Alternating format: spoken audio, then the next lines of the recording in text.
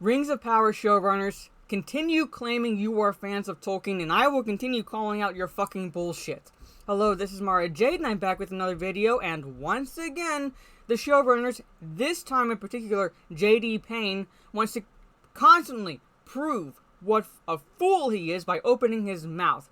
In this case, contemporizing J.R.R. Tolkien's novels by showing a mirror to the viewers about real-world problems.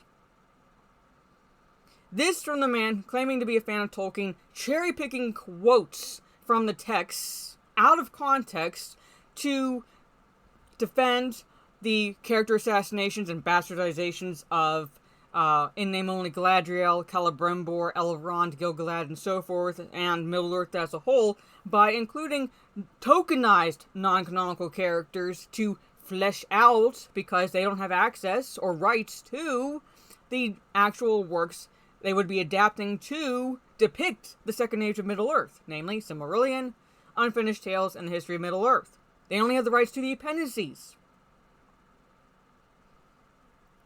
Any legitimate fan would have looked at that scenario, the rights he or she would have had to work with, and said, I can't do this work justice. I cannot do Tolkien justice because you are tying my hands with this deal.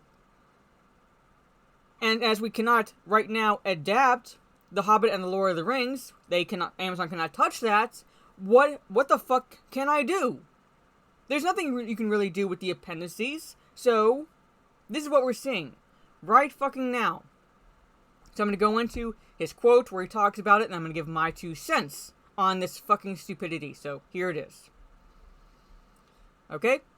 Upcoming series, Rings of Power, carries forward the legacy of J.R.R. Tolkien. Stop right there. No, it fucking isn't, because it is in name only. It is bastardizing his works. Tolkien would be spinning in his grave, as well as his son Christopher Tolkien, may he rest in peace, at this travesty Amazon is putting out,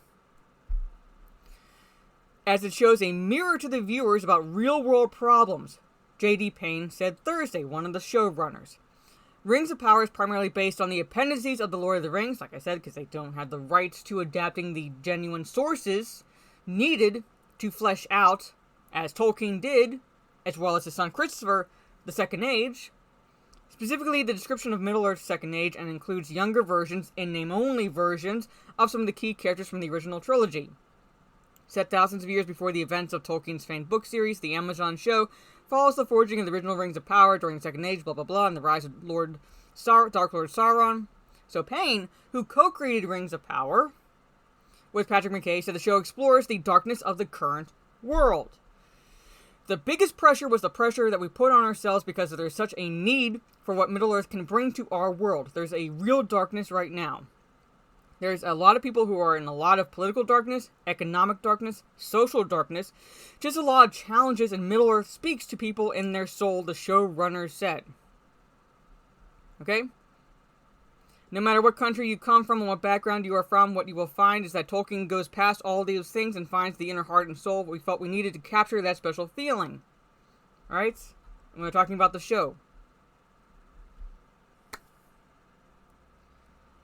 Payne, I want you to fucking look up the word timeless. I want you to also look up the word universal. Alright? Because Tolkien's works are that. Already.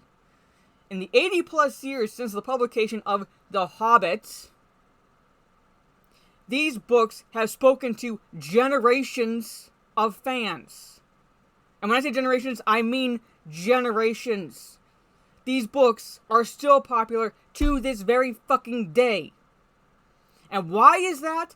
That's because of the fact it is timeless.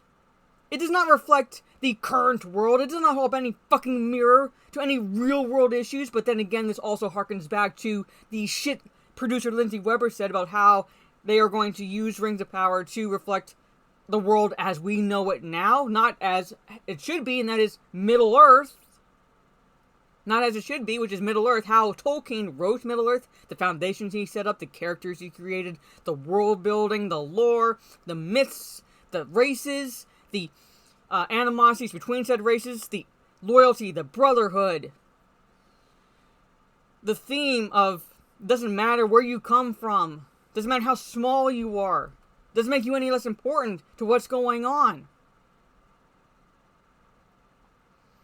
And if there's one thing Tolkien despised, and I mean truly despised, is allegory. And that's the approach these assholes are taking. They're trying to make it allegorical. They're trying to make his work allegorical. And I'm not going to deny that there is some inspiration, historical inspiration, to how Tolkien fleshed out Middle-earth and the themes and so forth. But the books themselves, the stories themselves, are not allegorical to any particular thing. He is not teaching the reader a lesson. He's creating the mythology for England and so forth. He is letting the reader escape into Middle-earth, delve into the world he created, and that's it. That's fucking it. Is there inspiration? Yes, there is inspiration, but it's not allegorical.